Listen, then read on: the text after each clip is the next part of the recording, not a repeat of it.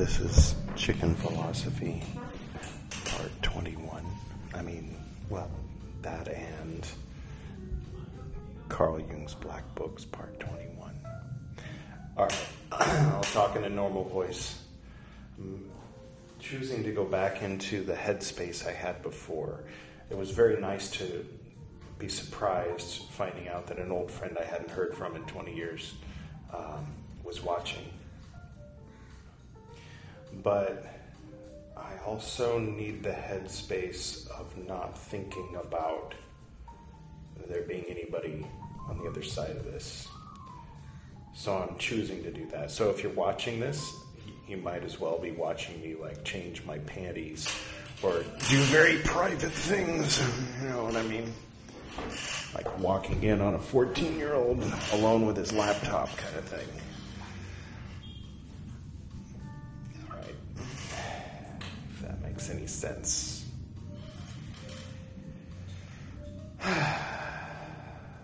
Some space to process these ideas, because I feel like... Oh, by the way, just start there. This is not the one to start with. Go there.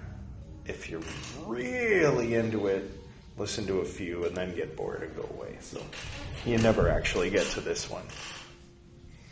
Why are you still here? Come on, get out of here. All right, I'm just kidding. You're cool.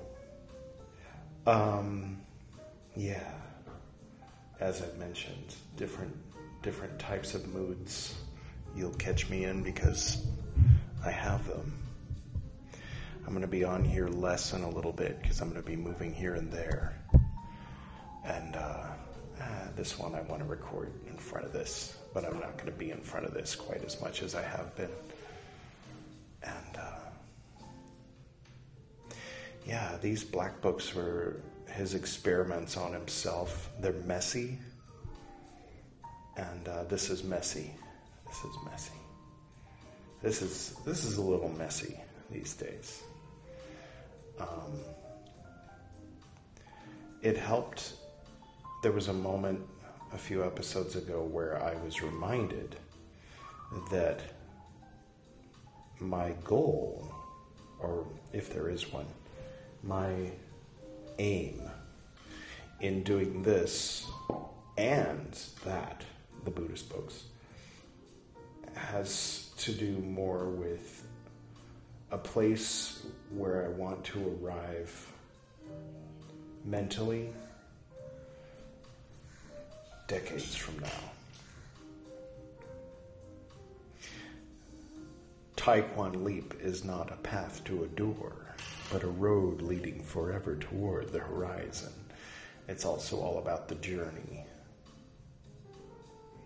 But there's no payoff. This is the payoff. I'm experiencing the payoff right now. So anyway, that's just a little bit of behind the scenes. I'll get started. Ooh, it's going to be a magnifying glass day, isn't it? How do you like the muzak? Is it good muzak? The 1925 seminar. Let's find out about it, shall we? In 1925, Peter Baines prepared an English translation of the Septem Sermones ad Mortuos. Oh, right. I forgot that's what the Septem Sermones was the sermons to the dead. Right. It was privately published by Watkins in England. Jung was not identified as the author. Jung gave copies to some of his English-speaking students. In a letter that is presumably a reply to one from Henry Murray thanking him for a copy, Jung wrote, "I am deeply convinced that those ideas that came to me are really quite wonderful things. I can easily say that, parentheses, without blushing, end parentheses, because I know how resistant and how foolishly obstinate I was when they first visited me and what a trouble it was, until I could read this symbolic language so much superior to my dull conscious mind. I feel like I need to read that again. I am deeply convinced that those ideas that came to me are really quite wonderful. Right, okay, well, wonderful things. I can easily say that without blushing, because I know how resistant and how foolishly obstinate I was when they first visited me, and what a trouble it was until I could read this symbolic language so much superior to my dull conscious mind. Okay, I think that made sense. It is possible that Jung may have considered the publication of the Sermones a trial for publication of Liber Novus. There are indications that he was ambivalent about publication of the Sermones. Barbara Hanna claims that he regretted publishing it and that, quote, he felt strongly that it should only have been written in the Red Book, end quote. While engaged in her transcription of Liber Novus, Carrie Baines urged Jung to do a seminar on the work. It is not known whether this took place. However, it is likely that the discussions at this time played a role in his decision to speak openly in public for the first time about his self-experimentation and some of the fantasies in the Black Books. Toward the end of 1924 and into 1925, he gave a series of seminars in German at the Psychological Club on the Psychology of Dreams. After this, he gave an extended seminar series in English under the title Analytical Psychology. While these were held at the Psychological Club, they were not formally club seminars. Of the 52 members and 3 guests of the club in 1925, only a handful attended them. There was greater continuity between those who attended Jung's Polziath seminars and these.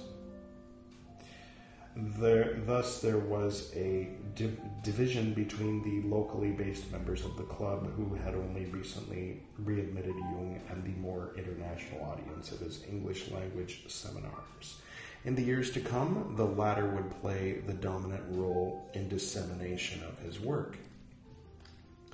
Strikingly, Jung began this seminar by giving an account of the development of his concepts from the time he became interested in the problems of the unconscious. He talked about his intellectual development and his collaboration with Freud. Following this, with a detailed presentation of his self-experimentation focusing on the initial period, October to December 1913. His discussion of these episodes by no means replicates his commentary on them in the second layer of Liber Novus, and can be considered a third layer of commentary. The lyrical and evocative language of the second layer of Liber Novus here gave way to his psychological concepts, which he said he derived from his reflections upon these encounters. As he tellingly noted, quote, I drew all of my empirical material from my patients, but the solution of the problem I drew from the inside, from my observations of the unconscious processes. At the same time, his presentation served a pedagogical function. The audience was largely composed of people he was working with, and we may presume that the practice of active imagination played a key part in their work. Thus, he was, in effect, using his own material as a teaching exemplar, showing how his personal psychological typology was portrayed and played out in his fantasies, how he encountered and came to terms with the figures of the anima and the wise old man, and the genesis of the transcendent function as a resolution of the conflict of opposites. In addition, a significant part of the discussion in the seminar centered around modern art and how it could be understood psychologically. The question of situating his own creative work appears to have been in the background of Jung's mind.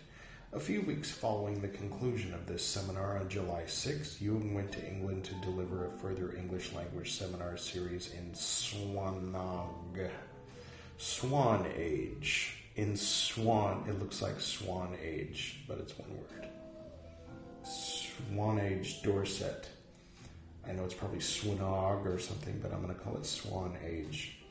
Between July 25 and August 7. The seminar was organized again by Peter Baines and Esther Harding. The subject was dream analysis, and there were about 100 participants. Jung began by presenting a history of dream interpretations. This was followed by an analysis of a series of dreams recounted to him by a 53-year-old widow. And that's the end of that section. I read it. I have nothing to say. Nothing. Zero. Sometimes when I read, obviously like last time when I was reading about the Pueblo Native Americans, Pueblo First Nations peoples, I had a lot to say about that. But I got nothing. All right, keep reading. Africa.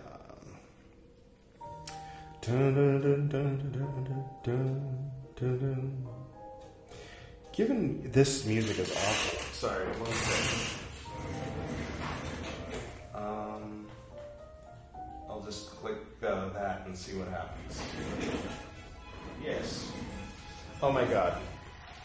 I played second violin in 5th grade. And this song...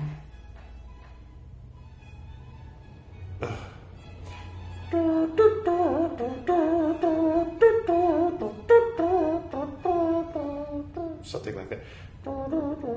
And then there's that part that's it's very fast and it sounds nice, but like practicing.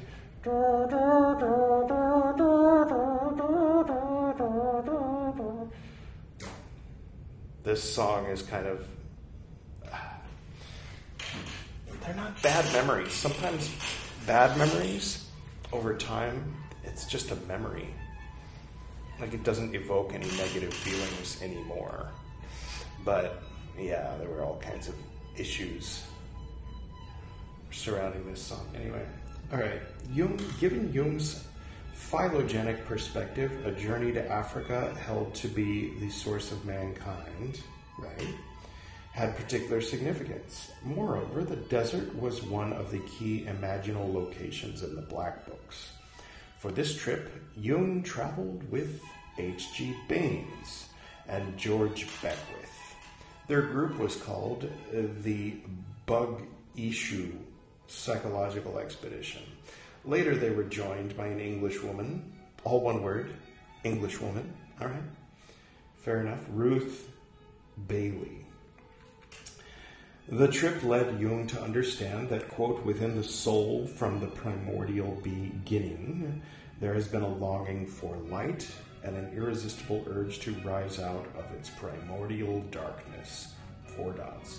The longing for light is the longing for consciousness, end quote. His journey itself became an imitatio, which I believe is imitation, right? Got to throw in a little Latin just to be like that, of the supposed origins of consciousness. He said of his voyage up the Nile.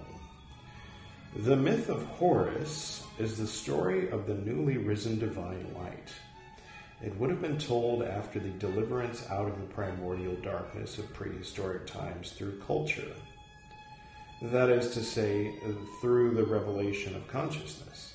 Thus, the journey from the interior of Africa to Egypt became for me like a drama of the birth of light, which was intimately connected with me, with my psychology. All right. In Jung's fantasies in 1922, Egyptian mythology had played a significant part in formulating the role and the tasks that he, his wife, Antoni Wolff, had to fulfill.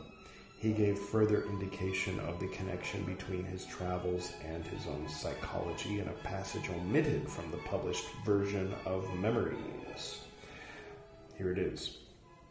My experiences during the years 1913 through 1917 had burdened me with a tangle of problems whose nature demanded that I should study the psychic life of non-Europeans.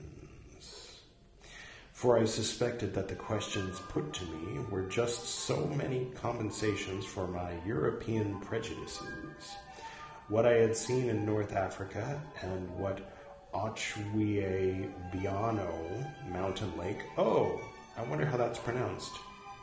Ochwebiano. Told me were the first clues to an adequate explanation of my experiences. Let's try the old eyes again. Let's see if we can do this here. Come on, focus. Thus, Jung's travels were directly connected to the material in the Black Books and Liber Novus, and formed part of an attempt to understand these by placing them within a wider historical and geographical context. His statement here indicates that what he personally went through could also be conceived of as a de-Europeanization. Extrapolating from this, the import for Westerners of the exploration of the collective unconscious could also be conceived of from this perspective. The task was one of teaching a balanced synthesis of the Western and the primitive. Okay, yet you were doing so well.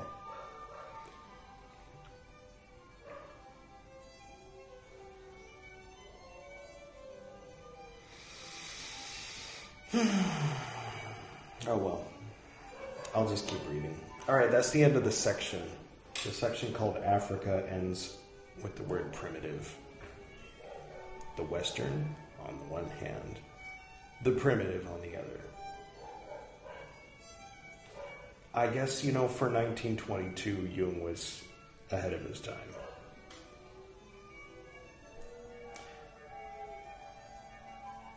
But in 2023, it's a little old-fashioned.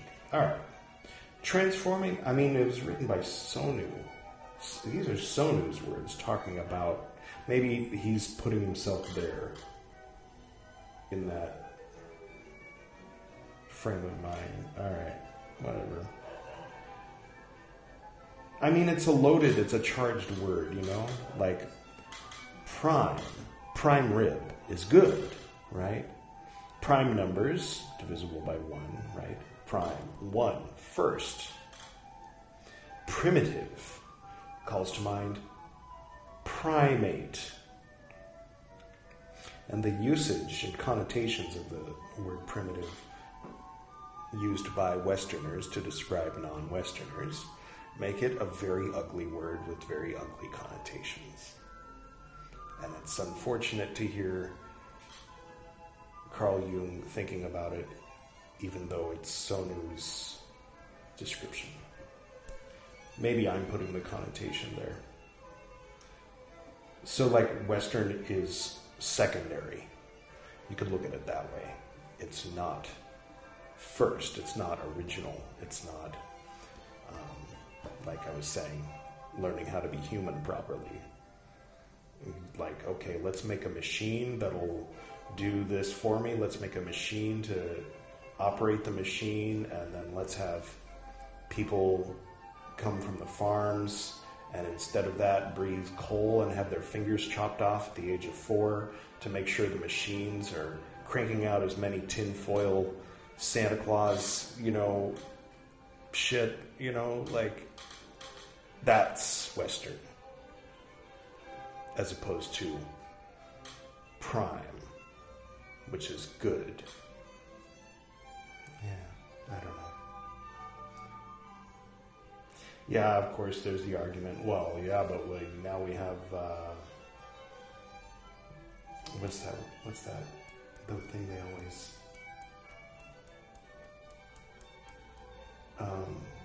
cures and shit. Cures to diseases, which, of course, upset the balance of nature and cause all kinds of other problems, but it's better to live with air conditioning, except that it destroys the earth. And, whatever. Okay, I'll just keep reading. Transforming psychotherapy. The Black Books and Liber Novus are of critical significance in grasping the emergence of Jung's new model of psychotherapy. Right, yeah, that's the point of why we're reading this, right? Kind of, also.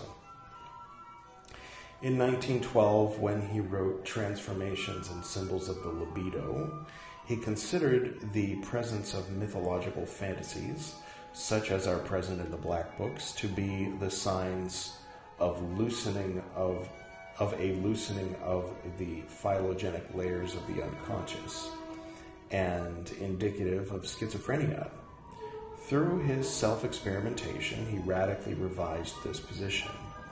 What he now considered critical was not the presence of any particular content, but the attitude of the individual toward it.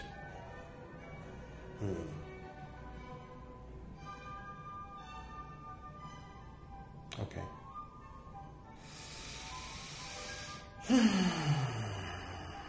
And in particular, whether an individual could accommodate such material in his or her worldview. Right. Yeah. In this moment, actually, also. Okay.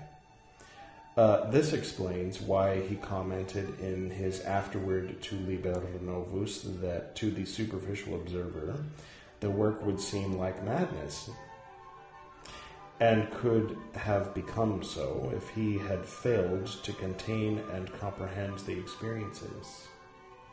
I don't know. I think madness that knows it's madness is a little bit less of a madness than madness that thinks, what is it he just said? That it's contained and comprehended itself.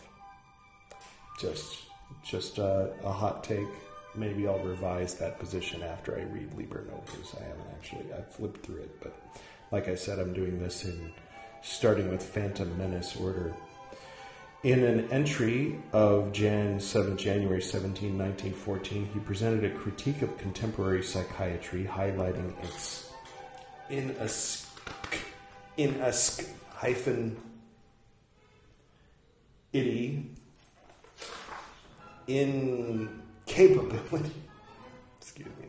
incapability to differentiate religious experience or divine madness from psychopathology. Maybe because there's no difference. Sorry.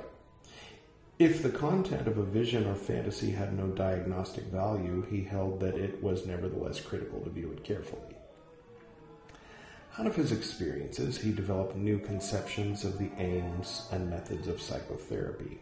Since its inception through the rise of hypnotic and suggestive therapies at the end of the 19th century, modern psychotherapy had been primarily concerned with the treatment of functional nervous disorders or neuroses as they came to be known. From the First World War onward, Jung reformulated the practice of psychotherapy.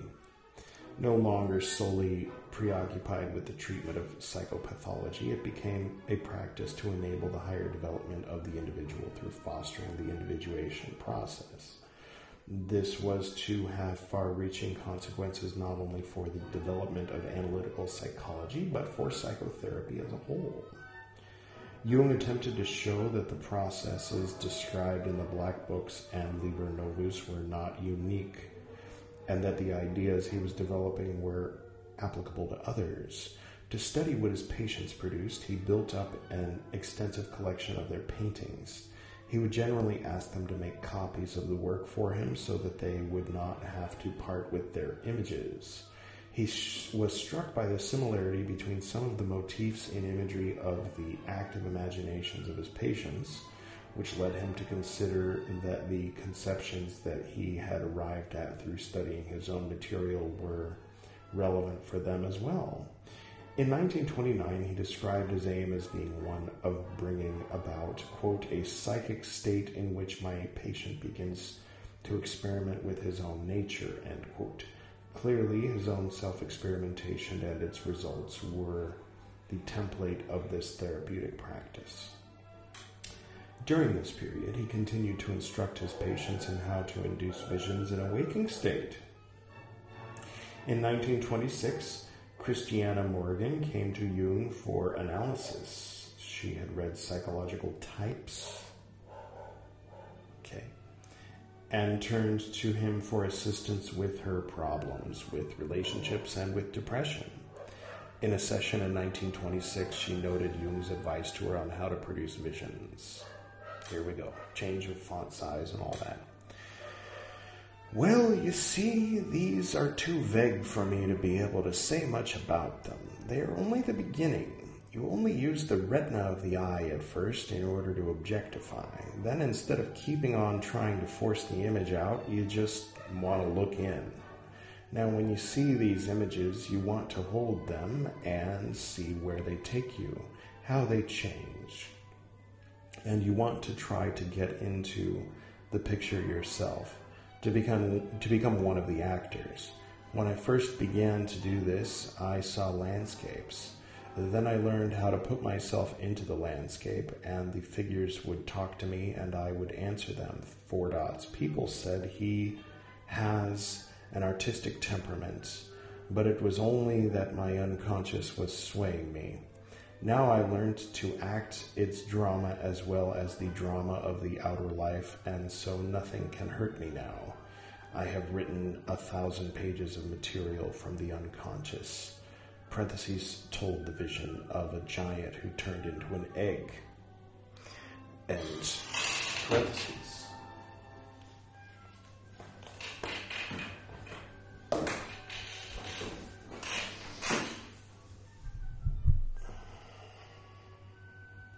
I see leader trying to enforce culty rules outside and having nothing to do with that small group. And it bothers me because of my 18.5 years indoctrination in the cult that I was in. Shall I interact with it?